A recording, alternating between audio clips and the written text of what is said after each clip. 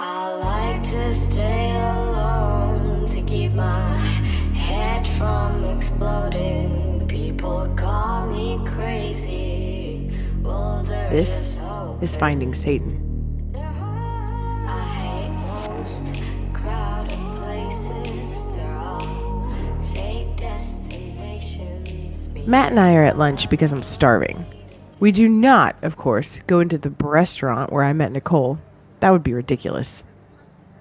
Instead, we're sitting outside of a very busy Chipotle, eating burritos and hoping they don't cause any digestive issues since we're spending a lot of time together in the car. That's not where it is. We have to go south. You don't understand. This email Was very long and very interesting, but it has nothing to do with where we need to go. We need to go south, not back to that temple. I don't know why, but the thought of that temple out in the woods, where I saw Michael again, where Nicole and the beast probably were at this very moment, repels me. I won't go there. That isn't it. That's not the Temple of the Sun. It's a false temple, built by those people to trap and raise something they didn't understand. And they twisted it and they still failed. They failed. Let's at least go back there and check. It's not that far from here. Let's just go and check. There is no part of me that wants to do that. I don't want to be in that place again. I don't want to see Nicole again. I don't want to smell his rancid fur or see them writhing together. I feel sick and I swallow, trying not to throw up. It's a perversion. You're a perversion. Scoot over. Ooh, guacamole. Mommy says I'm her favorite now. What are you doing here? I get hungry too. You gonna eat that? Literally, why are you here with us now, Anabelle? I thought you were done with us. I heard Scooby-Doo over here. Or maybe he's the blonde one. What's his name? The Boy Scout, not the stoner. Found some goodies in the church. I came to tell you. Keep looking, Matt. You haven't yet found what you're supposed to find. Don't get distracted by all the bait they put there for you. You haven't gotten to the meat of it yet. You know what I mean? Velma here is right. That's not where you need to go. And I believe you were told you need to hurry. I hate agreeing with her, but I do. That email wasn't what we needed to find, and it would just send us off on a wild goose chase. You need to go south. Don't worry about Nicole and the Temple of Death out in the woods. I'll take care of that. You're needed elsewhere. And you, Burrito Boy, need to keep reading through what you found there. Great. And yes, Anabelle, you can finish my burrito. I somehow don't have an appetite anymore anyway. Thank you, Matt. You may have a little part to play, Clara, but don't ever forget, you're not the main character. I am. So do your part and don't fucking get in my way. Bye! I'll see you when death comes. I literally cannot express how much I hate her. Matt and I clean our table and head back to Black Betty. I slide the knife out of my pants and hide it in the door pocket when Matt's not looking. It's Sarah's knife. Anabelle slipped it to me at some point. It wasn't there, and then it was. I don't want Matt to see it. He's having a rough day. Where to? South. You better cancel that hotel reservation. I don't exactly know where to go, but as soon as I woke up on that awful church couch, it smelled like the most soulless furniture store you could imagine. Like staleness, like entropy. I had something tugging at me. A pull. And I can feel the urgency. I need to get there before someone else does. I need to do something. I just don't know what. But I have a feeling I'll know what to do when I get there.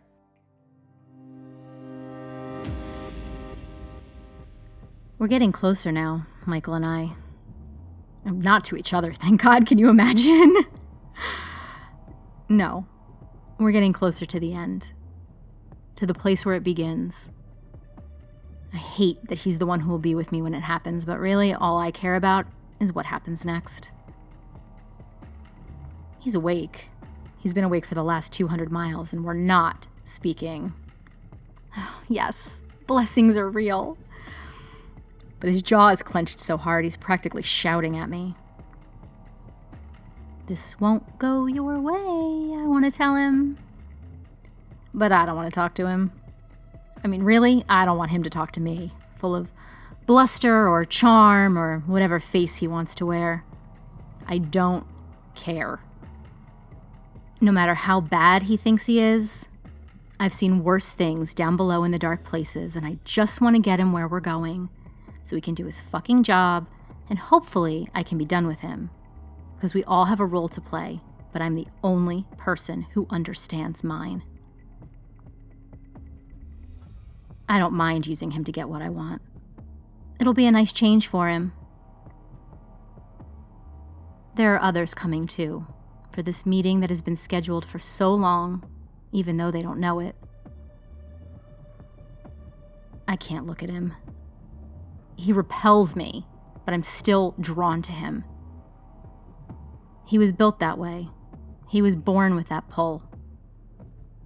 We are rivals, and we are enemies, and I will never, ever forget. Sacrifices must be made. I'll tell you where we're going, because by the time you hear this, it'll be too late. It'll already be over. It was over when Anabelle did what she did. That was the beginning of the end, and the only way to the new beginning. You know what's funny? I don't need them anymore. I don't need the circles and their dark secrets, and now that I don't need them, I can feel them out there, blooming like dark bruises, waiting. I know where they all are. I know exactly what they're for. And Michael and I are heading to the biggest one of all. I just hope she's there to see this. She won't want to miss what's coming. I practically sent her a map, though, so even she should be able to find it. Like my dear sister Anabelle would say, it's go time, bitches.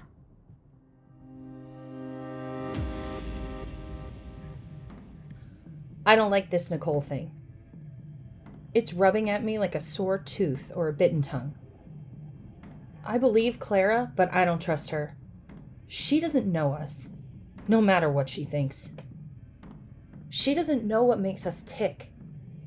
She doesn't know what we want, and she really doesn't know what we're capable of. So how can she understand what Nicole is doing? Takes a bitch to know one. So I'm heading back to the temple in Matt's rental car to see what I can see. I must have missed something last time. There's something still there, something I didn't see. So even though part of me wants to go south, I don't know why. Why? I want to be done with this. I can't help it. I have to go back to the temple. I have to know what happened. I hope those girls got away. I hope that's not it. I think about them, you know? I think about them and their broken lives, and I hope that they made it somewhere in the fake church van. That the money will help them. That they've learned how to spot the monsters and how to keep them away. Instead of inviting them. Instead of letting them into their homes and their hearts just because they're dressed up in pretty lies or because love feels like a fist. It's still a fist. It's still a snake in your bed. It will still bite you if it can. They can start new lives. Find a family that loves them. So yeah, I hope they got away. No one should live in a cage. Maybe Sarah's going back there too. Maybe I can see her and tell her how sorry I am that things went the way they did. How sorry I am that I did what I did, but it's okay now, right? She's back. It should be okay. It was messy and painful, but in the end, nothing is really different, right? Maybe she can forgive me. I'm doing this for us. She has to see that. This Nicole thing is in our way. It's a side plot, a detour, and I'll just take care of it real quick, and then I'll find Sarah, and then we'll be back to where we were, doing this together as it should be. Lilith doesn't say anything. The rental is slower than my old muscle car, but it gets me there. And even though I'm pretty sure Matt reported it stolen, I don't get pulled over. This is Texas. No one gives a shit. It's the land of solve your own problems. And unless that problem involves a uterus, they leave you alone. I don't blame him. He's the kind of guy who worries about things like credit scores and deposits. The world needs guys like him. Or at least, it did. Will I miss him? Maybe. Every comedy team needs its straight man. Every horror story needs an innocent, and every evil queen needs her dog. But he was never mine. So it's hard to say if I'll miss him when he's gone. He's been useful, I'll say that. I pull up to the temple and park out front. I don't care who sees me. Hell, if there's anyone around, I want them to see me. Come talk to me, you fools! Come out, wherever you are! I stand outside my car and wait. There's a warm wind blowing the leaves around and around, and I strike a pose, very intimidating. But still no one comes out to confront me. No one is here to care. So I dance up the stone steps and try to shake off the chill feeling that I should not be here. The doors open with a hollow clang and I walk in, hoping the temple doesn't smell like the dead bodies downstairs. Matt would have worried, you know. He would have worried about the police or someone reporting people missing. But this is the kind of place you can disappear. The kind of place where no one comes looking for you. No one but me. I don't want to go downstairs, so I don't. Everyone is dead. Everyone but Michael and David, and no one knows where David goes, and Sarah took Michael away from me. I want another shot at him. I could take him this time. Could you, though? I wandered to the right, where I saw Michael and his entourage emerge from last time. And there's a waiting room and a hallway with private offices, and it reminds me of a spa. Probably because everything is white, and there's a little fountain and an aromatherapy thing with like mint oil or some spa shit in it. And I think about taking a nap. I've been up for 3 days now. A nap sounds pretty good, but I know I'm in the right place now. I know where to go. I head straight to the third door on the right, and it opens into a spacious office. All white leather and chrome. There's a soulless family photo on the big white desk, and even though the room is empty other than that, I know I'm in the right place. It smells faintly of rich lady perfume and a man who wears too much cologne and overgels his hair, and I know it belongs to them. The dead church couple in the basement. This is their place. And I shiver, thinking of what it must have been like for Nicole growing up with such monsters. I don't know what's in here, but there's something. I can feel it. I walk around the room. I touch everything. When a room is used but somehow this bare, there are secrets hidden somewhere. We know these assholes were far from squeaky clean, so I keep looking. I keep touching. And on my third way round, I realize the wall opposite the door is different. So I probe around, and then finally push, and a section of wall pops out, and I slide it to the side, and behind it is the world's craziest fucking vision board. There's a map of Texas, and every circle we found is marked on there. They've even marked some that I've never heard of or seen, and I wonder if they know for sure or not. There's also a really, really big mark outside of El Paso, and I shiver again. South. I need to go south. I shouldn't be here. The map isn't the weird part. They've got pictures of me and Sarah, pictures of Sarah sitting in her backyard, pictures of us drinking out under the stars, pictures of us in that creepy fucking suburb. Pictures of Alan, too. with his glasses and his journal. And my heart hurts and I start breathing hard and Lilith whispers, "Careful. Careful." As my vision starts to go black, but I hold on. Pictures of a little girl, blonde hair, playing with her friend. I somehow know that's Sarah. Before. Screenshots of websites printed out and pinned to the wall like the world's ugliest butterflies. The occult site where Sarah met the woman and found the first circle. The site that talks about the ranch. Pictures of Sarah getting out of her car at the ranch, and it guts me to see how innocent she was. To remember what she was like at first. So innocent and confused, and how I hated her then, with her friends and that innocence protecting her like a bubble. How mad I was that she didn't remember anything, but I could never forget. How I resented her for that. No one knows what a privilege forgetting is until they have something they'll carry with them forever. A memory so bad it stains everything you see, everything you think, everyone you touch. I don't look at the pictures of myself. And she's up there too, the girl I assume is Nicole, the girl from the soulless family photo on the desk.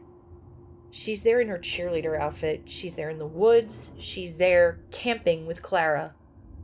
She's there at sleepovers with girls. She's everywhere. If Sarah and I are fingerprints on the glass, she's the reflection in the mirror. She's all you see. And I know then that they were obsessed with her. That this was all about her. This is her story. And I've walked right into it and I don't like it. Not at all. I need to go south. Go south, Anabelle. I need to leave because I'm not sure what I've found here, but I know I don't like it and I want to go south to be with Sarah. I miss her. I want her to talk to me, and that's where she's going. She's heading there now and I'm supposed to meet her there. I realize this now. I'm supposed to be there, not here. I don't look at the rest of the pictures. I don't look at the pictures of the girls running through the forest. I can feel their terror from the wall even when I'm not looking. I can taste their sweat and feel their blood, and I need to leave. I turn to go, and there she is. Standing right there. And she's holding a fucking giant stick with an antler stuck on the end like a fucking weirdo, and she lunges forward and stabs me with it. Hey, Anabelle. Nicole, I just want you to know. You're such a cunt. I'm still healing from my fight with Michael, so it hurts. It actually hurts and I'm fucking pissed. She tries to yank it out, but the antler. It really is a fucking antler. Is stuck in my shoulder and it snaps off her stick. And I pull out my knife and I go for her, and that's when the smell hits me. Rancid and foul, like rotting flesh and oily fur and old ass. And there he is. The Harbinger. Standing tall behind her with his wolf ears and face out of some kind of nightmare. It's showtime, Anabelle.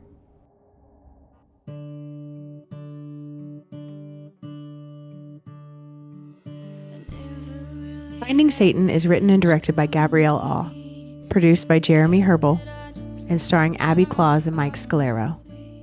Finding Satan is a Black Cat Collective podcast.